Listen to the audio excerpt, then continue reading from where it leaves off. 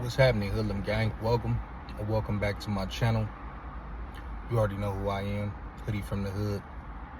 Excuse the shirt, fresh about the gym, and I got work. Had to get y'all this content though. Something that I want to talk about for a few reasons. Y'all see the title. Let's get into it.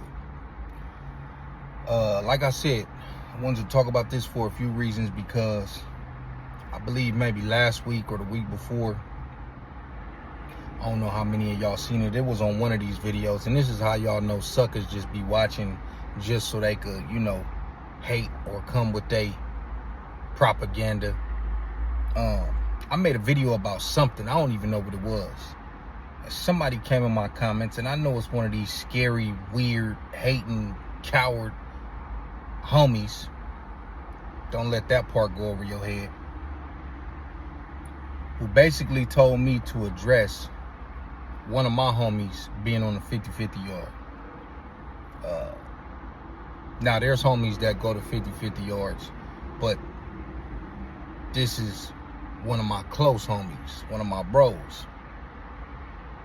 And they basically was like, is you going to... And by the way, I got rid of that comment. Yeah, I got that up out of there because you put the homie government name in the comments. Like, that's some weird police activities. I mean, you can't say...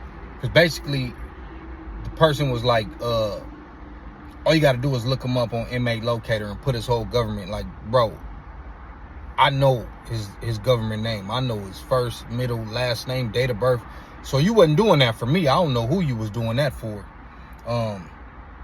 Like I said, police activities. But they basically try to say, oh, he in fire camp. You know what I mean? Which was false. That's where he got endorsed to. Never made it there. We'll get to that. But my thing is, 2 weeks prior to that happening, I already knew he was in the hole. There's 3 reasons why I know he wasn't in no 50-50 yard. For one,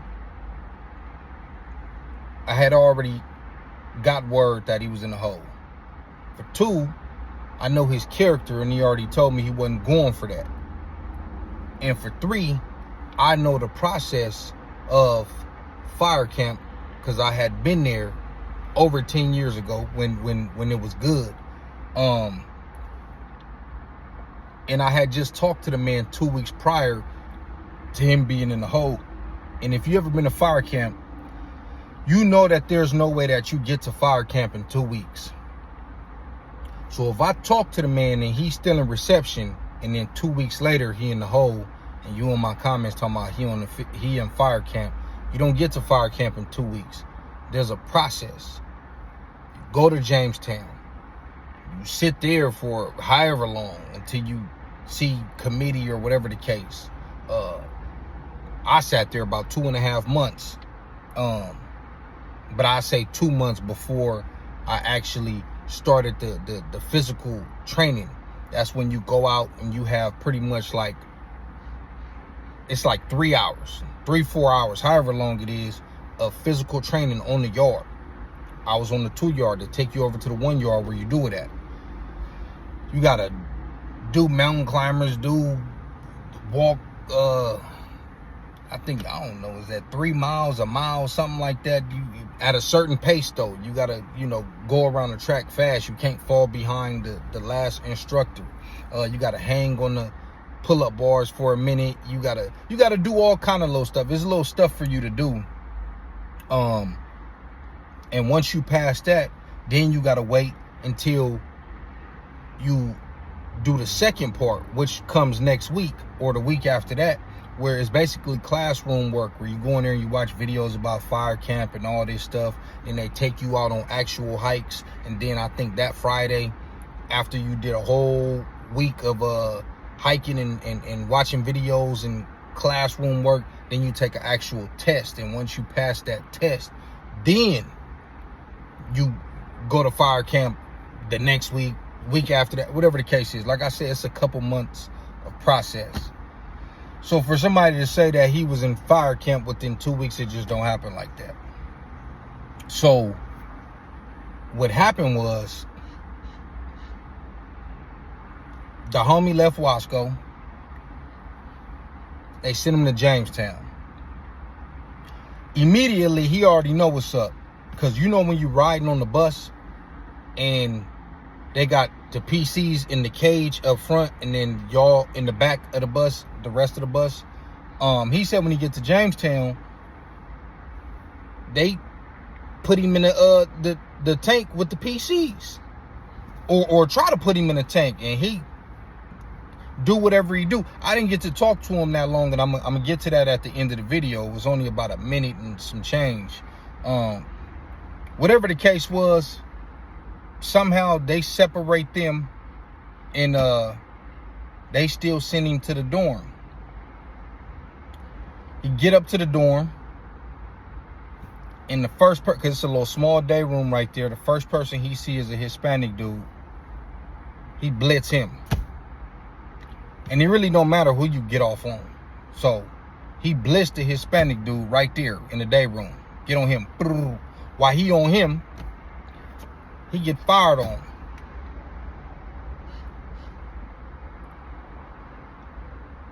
The person who fired on him was a black man. Another black man, and no, this wasn't a black Southsider. Another black man fired on him while he's squabbling with a Hispanic dude. This is what we mean by these yards being no good. Nowhere else would that have happened on nobody's GP yard. No other Hispanics jumped up for that dude. A black dude fired on my homie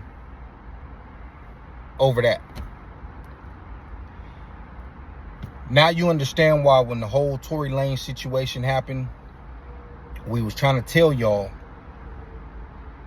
that yard is no good. That has nothing to do with the politics on the GP yard, because it's not a racial thing.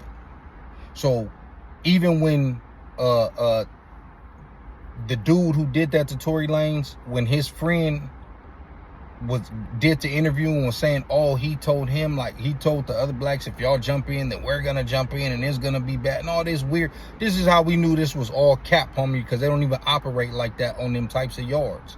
And y'all other people who was like, oh, where was the blacks? They should have helped them, bro. Nobody cares about that on those types of yards. It's essentially SNY. Every man for himself. There is no, now if somebody just your homie, then yeah, he'll probably help, but it's not based on the principle of race. Because like I told you, a black man just hit the homie from the side when he's getting on the Hispanic dude.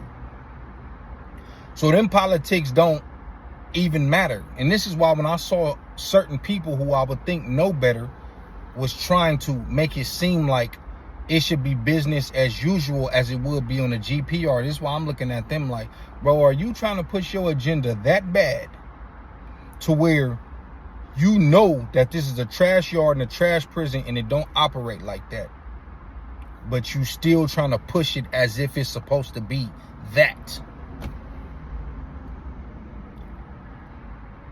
And then the dudes who was on the phone, or the dude that was on the phone with Spiderloaf, talking about, yeah, when we come off lockdown, it's going up, as if they operate like that on that yard. Like, I just knew the whole thing was capped. I was like, yeah. And then you see, we never heard nothing else about that again. Yeah, it's safe to say they didn't go up. You know why? Because them yards are trash. So the homie got cracking. He was in the hole. While he's in a hole waiting to get transferred somewhere else,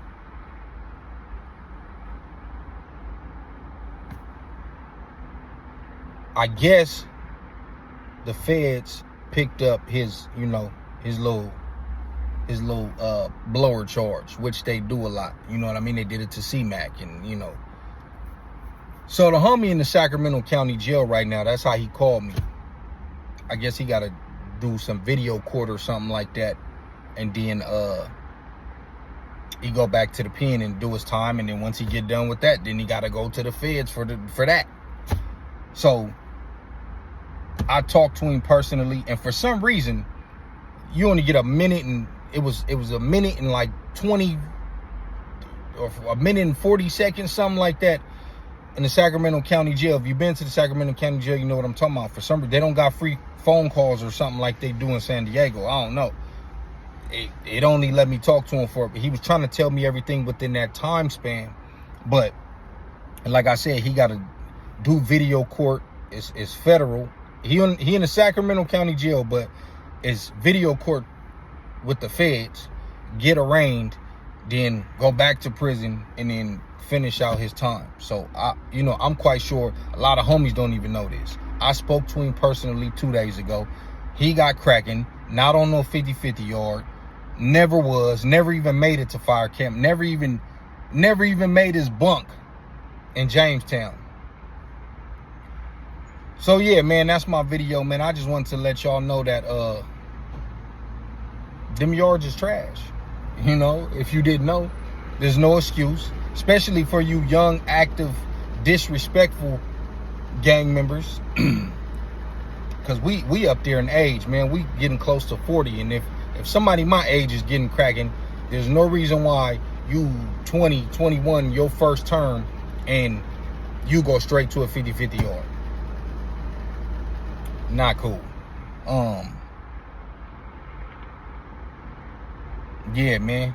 So that's what it was.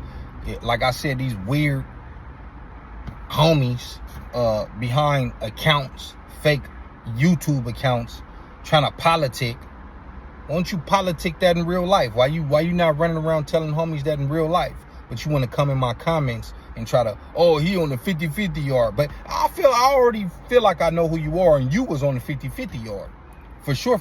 And you hang with niggas that was on the 50-50 yard. So for you to try to politic that as if you had a point, you wrong. Nice try with your smut campaign. But yeah, man, that's my video for today. I just wanted to give y'all that little, you know, PSA, man. Stay off them yards, man. Stay out of prison, period. But stay off them 50-50 yards, man. And if you gonna press the issue, man, do it for real.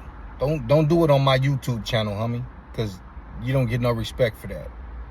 But anyways, man, free the homie. Free all the homies. You know, that's solid and ain't telling and ain't doing bunk. And that's my video right there. Until next time, I'm out.